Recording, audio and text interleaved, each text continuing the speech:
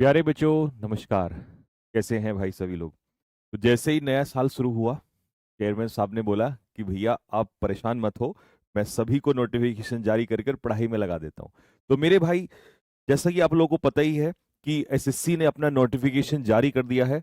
और नोटिफिकेशन में जितने भी 2026 के एग्जाम्स होने वाले हैं, उन सभी एग्जाम्स की लगभग टेंटेटिव डेट दे दी है। टेंटेटिव से यहाँ पर सीधा सा यही मतलब है कि उसके आसपास ही होगा। और मैंने एक चीज नोटिस करी है इस बार नोटिफिकेशन में कि उन्होंने एक महीने का गैप दिया हुआ है। जैसे पहले क्या होता था कि मान लो उन्होंने बोला मई में, तब उन्होंने मई जून कर दिया, कुछ में तो मई जुलाई कर दिया, इस तरीके से किया हुआ है। तो मतलब वो सेफ साइड लेके चल रहे हैं, बट ये क्लियर कर दिया कि यार एग्जाम्स कब होंगे और कौन सा पहले होगा। जैसे पिछली बार लगभग आप देखो तो स्टेनो वालों को सबसे पहले पकड़ा था इन्होंने, है ना, फेज 13 को पकड़ लिया और खींचते खींचते बाकी एग्जाम को पीछे ले गए। इस बार ऐसा नहीं है, इस बार थोड़ा सा बदलाव है। वो क्या चेंजेस है मैं उसके ऊपर बातें करूंगा और कई सारे आपके सवाल होंगे उनके भी जवाब दूंगा, ठीक है भाई।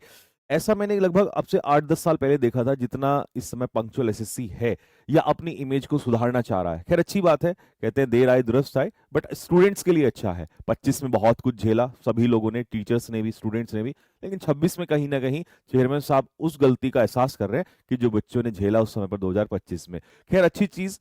तो करते हैं शुरुआत भाई, क्या क्या दिया है इन लोगों ने एक बार फटाफट जान लेते हैं कि कब कब आप लोगों का एग्जाम है। सबसे पहले हम लोग देखेंगे इसमें एलडीसी, ये डिपार्टमेंटल एग्जाम है। आप जानते ही हो कि भाई जब डिपार्टमेंटल होता है तो यानी कि आप लोगों के लिए ओपन एग्जाम नहीं होगा, तो हम इसको तो छोड़ देते हैं। ये एलडीसी जेएसए का एग्जाम होता है और ये डिपार्टमेंटल होता है, ठीक। 16 मार्च से ये आपका स्टार्ट हो रहा है।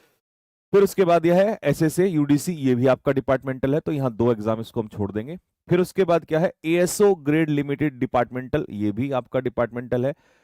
तो यहां तक तो आपके 3 एग्जाम डिपार्टमेंटल है, लेकिन इसके बाद यहां से कहानी शुरू होती है। और जिस एग्जाम की सबसे ज्यादा इस समय पर बहुत सारे बच्चे वेट कर रहे हैं, एसएससी सीजीएल 2026।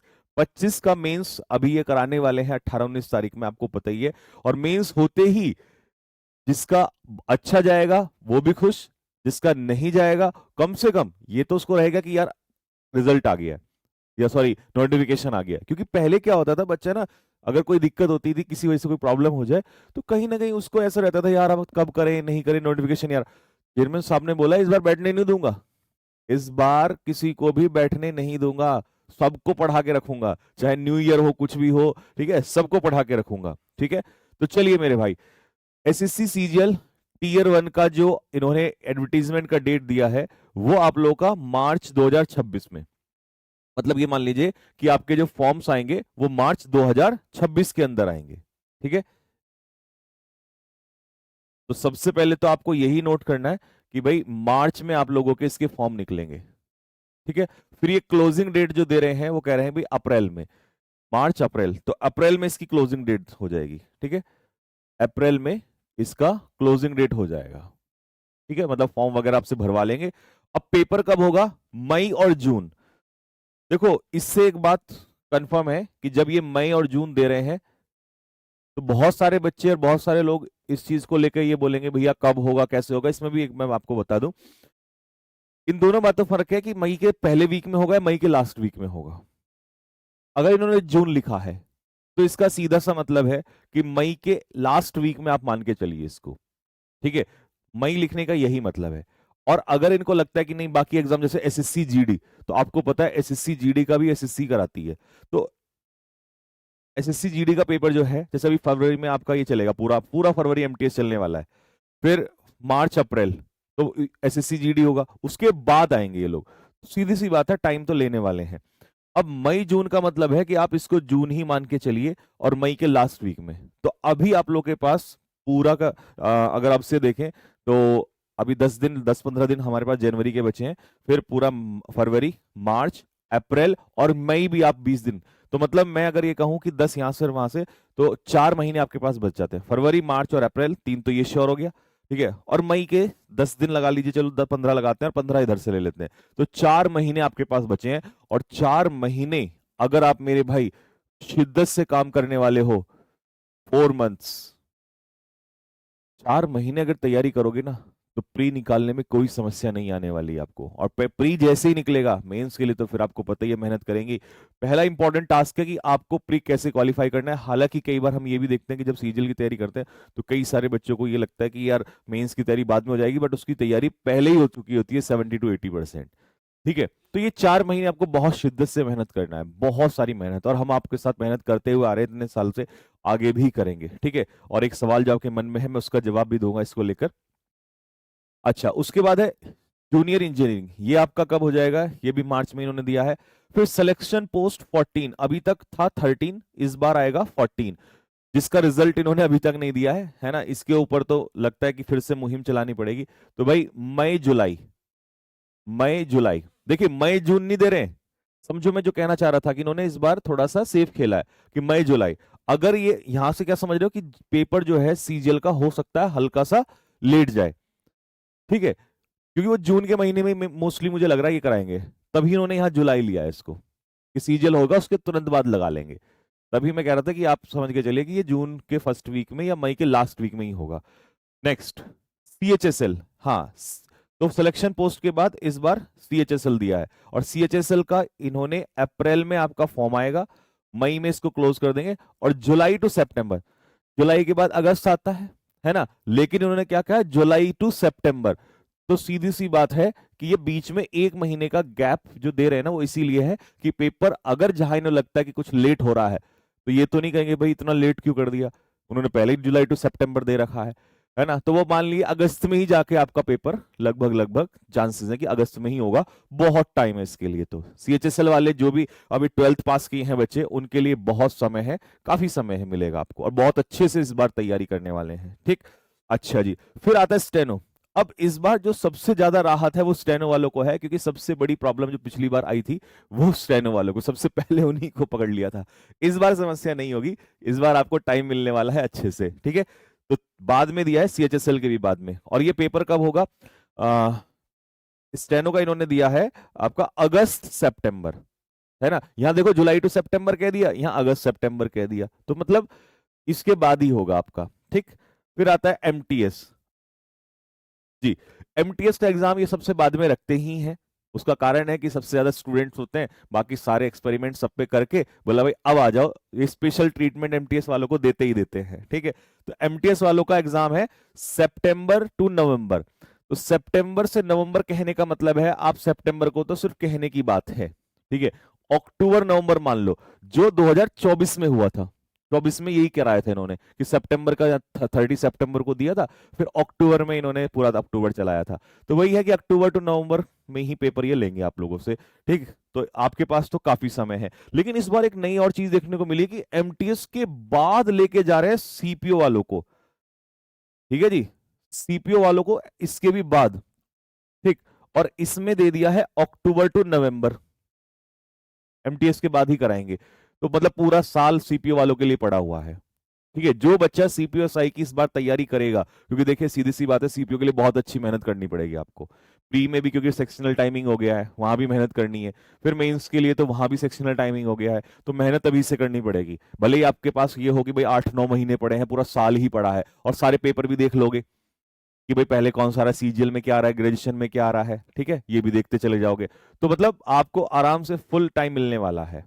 ठीक है, बट मैं ये कहूंगा कि इसकी तैयारी में ऐसा नहीं कि टाइम मिलेगा, कई बच्चे यही लेजी हो जाते हैं, फॉर्म कब आएंगे तब देखेंगे, अभी से लगना पड़ेगा, क्योंकि बच्चे जो हैं सतर्क हो चुके हैं। इतना तेज कोई सा भी डिपार्टमेंट नहीं चल रहा है इस समय पर। वो बात लगे कि 2025 में समस्याएं आई, बच्चों का विश्वास उड़ा, बट विश्वास वापस रिटेन करने के लिए चेयरमैन साहब ने ये कह दिया है कि मैं फटाफट एग्जाम दूंगा और आपका रिजल्ट आने स्टार्ट हो जाएगा।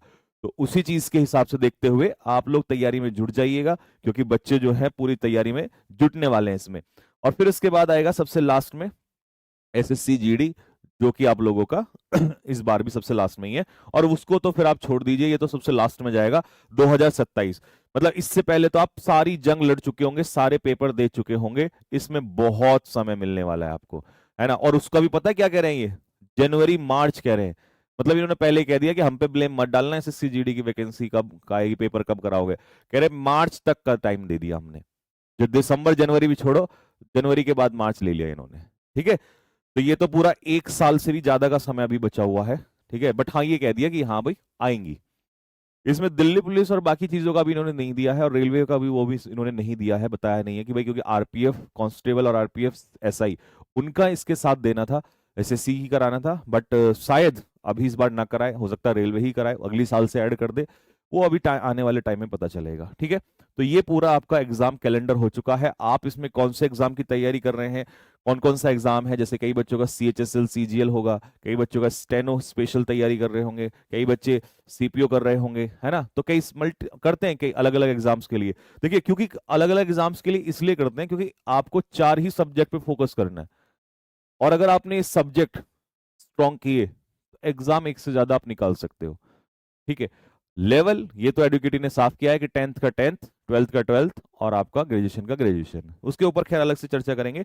अब एक बहुत बड़ा सवाल जो सभी बच्चों के मन में चल रहा है कि भैया अब तो कैलेंडर भी आ गया, और कब इसके लिए 2026 और 2027 के लिए स्पेशल बैच कब आ रहा है। तो मेरे भाई अब आप कमर कस लीजिए, फाइनली जिसका अब आपको इंतजार था, आज लगभग लगभग इसके ऊपर पूरे एक तरीके से पूरा इसका ड्राफ्ट तैयार कर लेंगे, कैसे इसके ऊपर क्या होगा, किस तरीके से आएगा, इसकी पूरी प्लानिंग जो है अभी की जा रही है। अंकित सर इसके ऊपर एक बहुत स्पेशल वीडियो आपको लेकर आने वाले हैं, और ज्यादा अब आपसे वेट कराया नहीं जाएगा।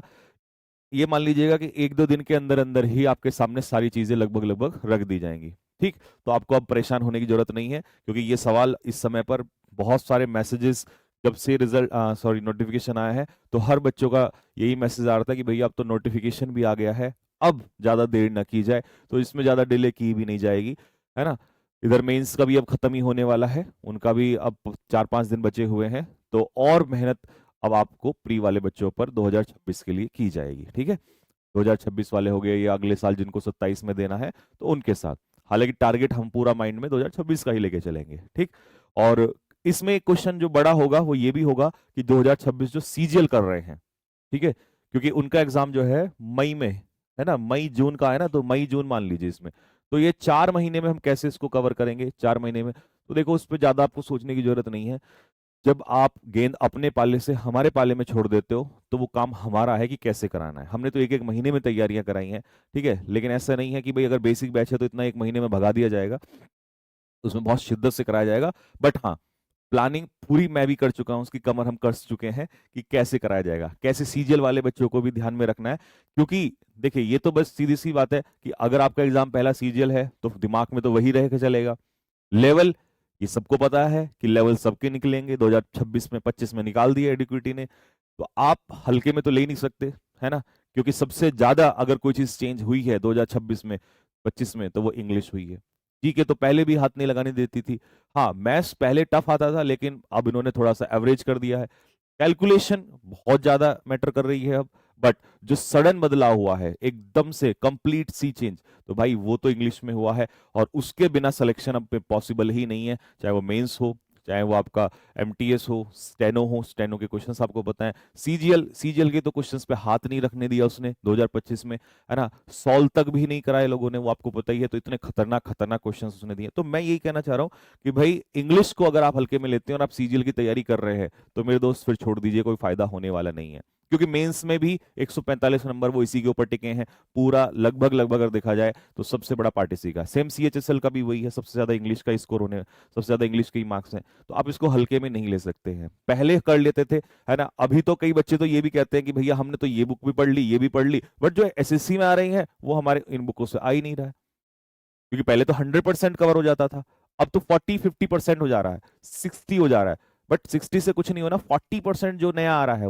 वो कहां से करेंगे आप, स्पेलिंग ढूंढने से नहीं मिल रही है, तो वो सारी चीजों का हम लोग इलाज लेकर आ रहे हैं। वैसे तो आपने बताइए कि इस बार 2025 में भी हमने सारे एग्जाम्स कराए आप लोगों को, एज इट इज चीजें पेपर में मिली हैं, बट इस बार और अच्छी तैयारी करके चलेंगे, और बेहतर चीजों करके चलेंगे, जहां जहां हमें लग रहा है कि भाई यहाँ कमी है इसको और बेहतर करने वाले हैं, तो पूरी प्लानिंग के साथ अब आपके सामने उतरेंगे, कमर कस लीजिएगा। और जाने से पहले मैं बस एक चीज आपसे कहना चाहता हूं कि दोस्त, ये फॉर्म किस दिन निकलेगा, जिस दिन फॉर्म निकलेगा उस दिन तो देखना भीड़ एकदम से एक्टिव होती है, बट जो एक्चुअल सिलेक्शन वाला बच्चा है वो एक्टिव पहले से ही हो चुका है, बस उसको अब ये कंफर्म था कि यार कब होगा, अब ये क्लैरिटी मिल चुकी है, और जैसे सीजीएल का तो पहले ही होने वाला है, तो जब पहले ही होने वाला है तो उसका तो और तेजी से और दुगनी स्पीड से काम करेगा।